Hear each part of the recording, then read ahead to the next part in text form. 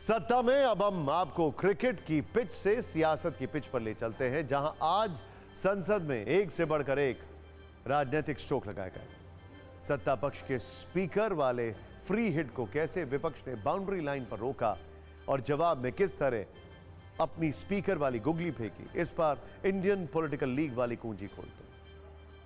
आज सुबह बीजेपी के नेतृत्व वाले एनडीए ने फिर ओम बिरला को लोकसभा स्पीकर पद के लिए उम्मीदवार घोषित किया, लेकिन इस पर सत्ता का असली कलेश तब शुरू हुआ जब विपक्ष ने भी स्पीकर पद पर अपना कैंडिडेट उतारने का फैसला किया और के सुरेश को ओम बिरला के खिलाफ उतार दिया।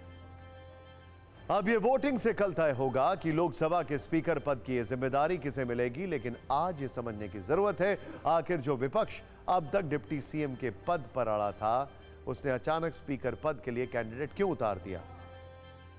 विपक्ष के अनुसार रक्षा मंत्री राजनाथ सिंह ने कांग्रेस के अध्यक्ष मल्लिकार्जुन खड़गे को फोन किया और लोकसभा स्पीकर के विपक्ष के लिए विपक्ष के समर्थन की मांग की। इसके जवाब में मल्लिकार्जुन खड़गे ने सरकार के सामने शर्त रख दी और कहा कि स्पीकर पर समर्थन तभी देंगे जब डिप्टी स्पीकर विपक्ष का होगा।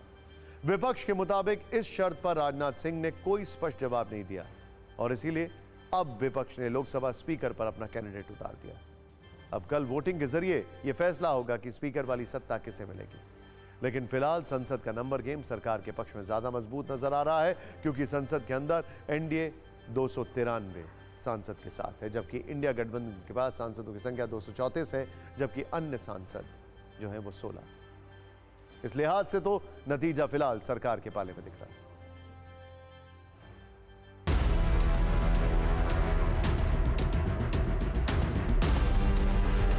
Party leadership asked me to file a nomination for the post of speaker.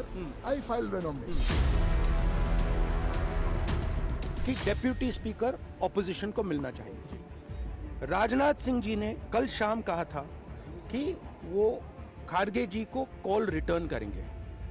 अभी तक राजनाथ सिंह जी ने खारगे जी का कॉल रिटर्न नहीं किया है। तो मोदी जी कह रहे हैं कंस्ट्रक्टिव कोऑपरेशन हो और फिर हमारे नेता को इंसल्ट करा जा रहा है। नियत साफ नहीं है। नरेंद्र मोदी जी कोई कंस्ट्रक्टिव कोऑपरेशन नहीं चाहते हैं। खड़गे जी का प्रश्न है, एक सीनियर लीडर हैं, मैं उनका सम्मान करता हूं। कल से लेकर आज तक उनसे 3 बार हमारी बात हुई।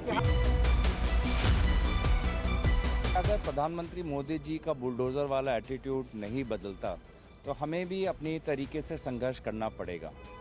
प्रधानमंत्री कहते एक चीज़ है, करते कुछ और। कल कहा था सहमति का और आज जो उप अध्यक्ष का पद है वो देने के लिए तैयार नहीं। एक पुरानी मानसिकता है कि हम डिक्टेट करेंगे टर्म्स को, उस मानसिकता को फिर से दिखाया गया कि नहीं, शर्त है कि पहले लोकसभा का उपाध्यक्ष कौन होगा वो पहले तय करें, फिर अध्यक्ष के लिए समर्थन मिलेगा। तरीके से शर्त लोकतंत्र में नहीं रखी जाती, और ख़ास तौर पे जब सदन के अध्यक्ष की आप बात कर रहे हैं, आप उसके सामने शर्त रखेंगे कि एक डिप्टी स्पीकर का पद जब तक डिसाइड नहीं कर लिया जाता तब तक आप सहमति नहीं देंगे।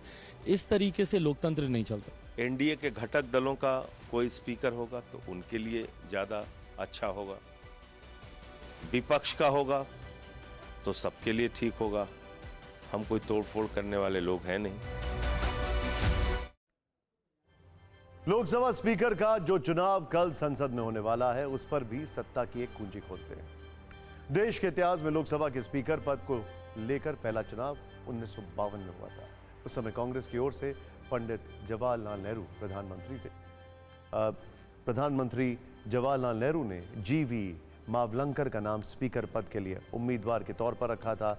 वहीं A.K. गोपालन ने शंकर शांताराम मोरे का नाम स्पीकर पद के उम्मीदवार के तौर पर प्रस्तावित किया था। हालांकि तब उस चुनाव में जीवी मावलंकर की जीत हुई थी और वो स्पीकर बने थे। देश के इतिहास में दूसरा ऐसा मौका 1976 में आया, जब उस समय भी लोकसभा स्पीकर पद के लिए चुनाव हुआ था। तब बलीराम भगत और जगन्नाथ राव के बीच मुकाबला हुआ था, जिसमें बलीराम भगत की जीत हुई थी और वो लोकसभा के स्पीकर बन गए थे। तो देखा आपने, ओहो, ये लिखिए फिर बच गया होगा। समय समाप्त होता है। हमारी रील्स को शेयर करिए। नमस्कार।